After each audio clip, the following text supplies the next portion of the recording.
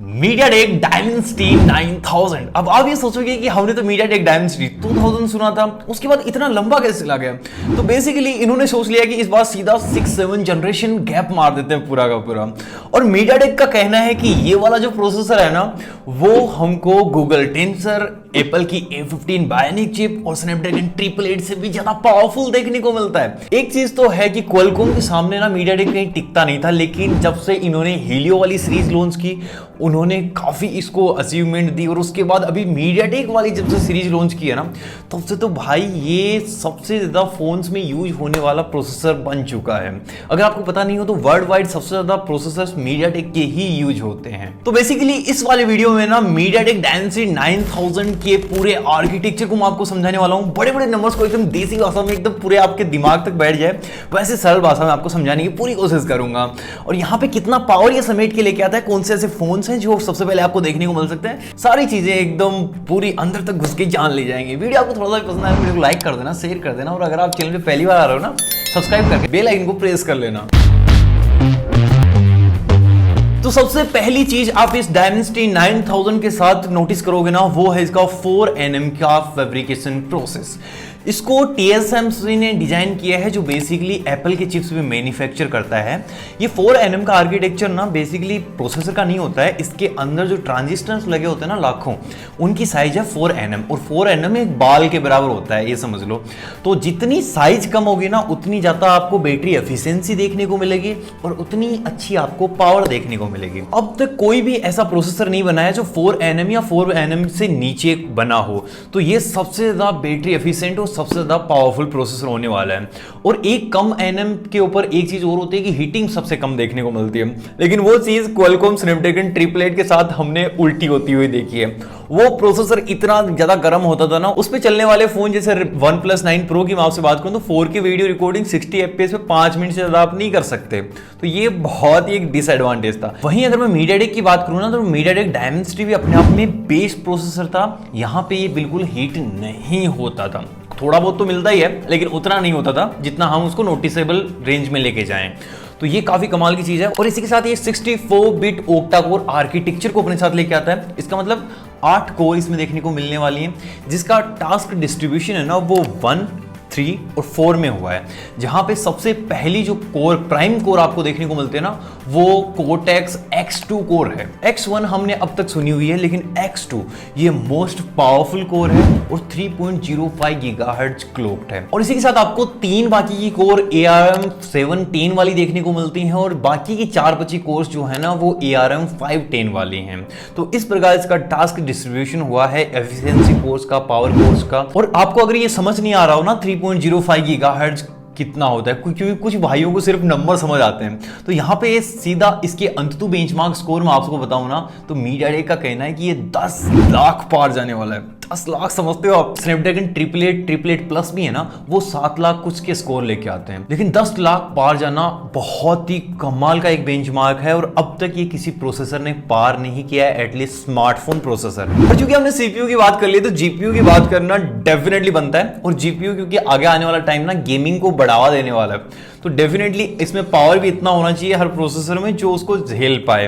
क्योंकि cloud gaming आप कितनी ही कर लोगे। तो यहाँ पे जो GPU है ना, ग्राफिक प्रोसेसिंग यूनिट, वो Mali G710 MC10 देखने को मिलती है। मतलब 10 कोर्स का GPU आपको यहाँ पे देखने को मिल रहा है, जिसमें आपको रे ट्रेसिंग के ऑप्शन भी देखने को मिल जाते हैं।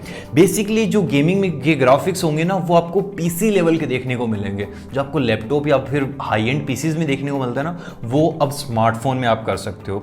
इसी के साथ अगर आप वीडियो एडिटिंग करते हो, बहुत कमाल की गेमिंग करते हो ना, उसके लिए GPU आपका बहुत लंबे टाइम तक साथ देने वाला है। और चूंकि हम GPU की बात कर रहे हैं, CPU की बात कर रहे हैं, तो ये जिस चीज पे दिखेंगी ना, उसकी ये बात करनी बहुत ज्यादा जरूरी है, वो है डिस्प्ले।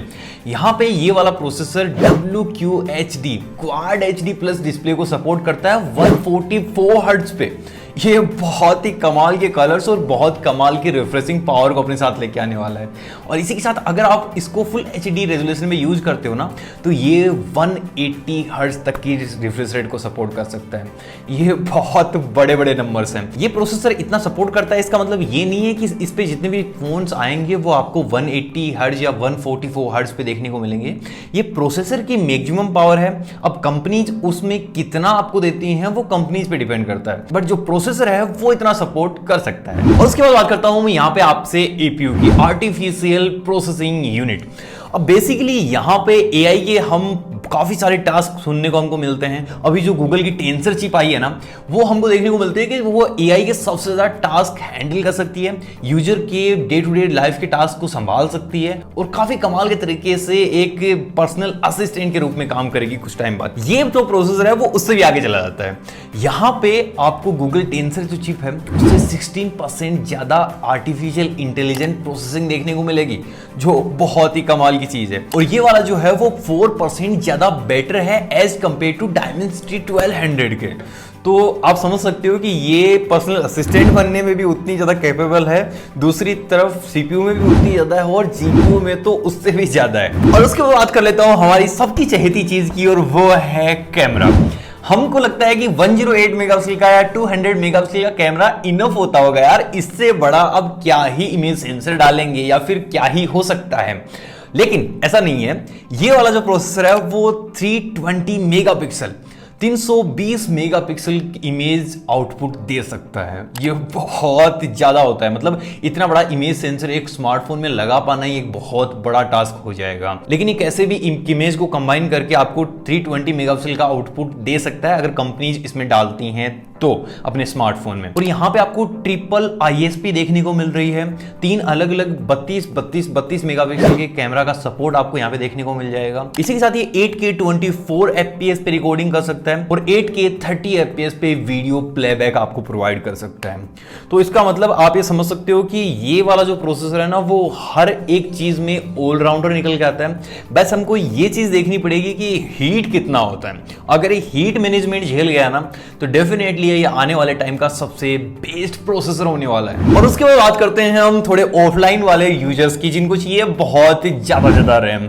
अब 8 GB से तो हमारे वैसे ही पेट नहीं भरते हैं आजकल, तो कुछ लंबा करते हैं। और यहाँ पे जितनी टाइप की ये रैम आपको प्रोवाइड कराता है ना, वो मैक्सिमम वाली है। यहाँ पे आपको LPDDR5X बेस्ड रैम ऑप्शन देखने को मिल जाता है, जहां पे इसकी जो फ्रिक्वेंसी है, रैम फ्रिक्वेंसी, वो है 7500 मेगाबिट्स पर सेकेंड। एक सेकंड में 7500, मतलब ऑलमोस्ट 7 GB के लगभग एक सेकंड में ये प्रोसेस कर सकता है, जो बहुत ज्यादा है। और इसी के साथ आपको ये UFS 3.1 बेस्ड स्टोरेज प्रोवाइड करवाएगा मैक्सिमम। और इसी के साथ क्योंकि ये जो प्रोसेसर है वो एक फ्लैगशिप प्रोसेसर है और यहाँ पे 5G कनेक्टिविटी एक आम सी बात है, तो यहाँ पे डेफिनेटली आपको 5G कनेक्टिविटी देखने को मिल जाती है। लेकिन ये sub-6 वाली है, मिलीमीटर वेव 5G वाली अभी भी आपको इसमें नहीं देखने को मिलते। अब कई लोगों को जिनको 5G का कीड़ा काटा हुआ, उनको लगे ओहो बहुत गलत हो गया, अब मैं 5G कैसे चलाऊंगा, वो 1 GB 2 Gbps वाली स्पीड कैसे आएगी। लेकिन मैं आपको बता दूं, यहां पे जब तक इंडिया में 5G आएगा ना, तब तक आपको Dimensity 10000 देखने को मिल जाएगा। तो डेफिनेटली आप यहां पे इसके साथ काम चला सकते हो। लेकिन बाहर की कंट्रीज के लिए भी अगर मैं बात करूं, तो यहां पे आपको 5G कैरियर एग्रीगेशन देखने को मिल जाता है, जिसके चलते 7000 मेगाबिट्स पर सेकंड की स्पीड ये अचीव कर सकता है, जो बहुत ज्यादा होती है। मतलब ऑलमोस्ट 7 Gbps की स्पीड आपको ये प्रोवाइड करेगा, जितनी आपने कभी अपने मोबाइल में या फिर किसी भी टिकटॉक वाली रील में या फिर इंस्टाग्राम वाली रील में भी नहीं देखी होगी। और इसी के साथ इंडियन नेविगेशन सिस्टम नाविक का सपोर्ट आपको इसमें देखने को मिल जाएगा। Wi-Fi 6E भी आपको इसमें देखने को मिल जाएगा। ब्लूटूथ वर्जन 5.3 इसमें देखने को मिल जाएगा। और मैं आपको बता दूंगी Wi-Fi 7 भी मीडियाटेक अनवील करने वाला है 2022 के फर्स्ट हाफ में ही।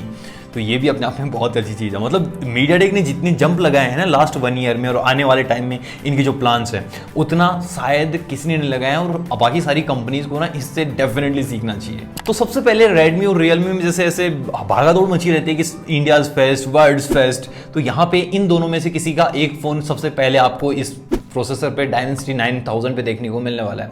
तो बस यार यही है इसकी पूरी एकदम इन डेप्थ टेस्टिंग, क्या आर्किटेक्चर है वो मैंने आपको पूरी समझाने की कोशिश की। आई होप आपको समझ आया होगा, और समझ आया तो वीडियो को लाइक कर दो, शेयर कर दो, कर दो सब्सक्राइब, और मैं मिलूंगा आपसे अगले वाली वीडियो में। तब तक के लिए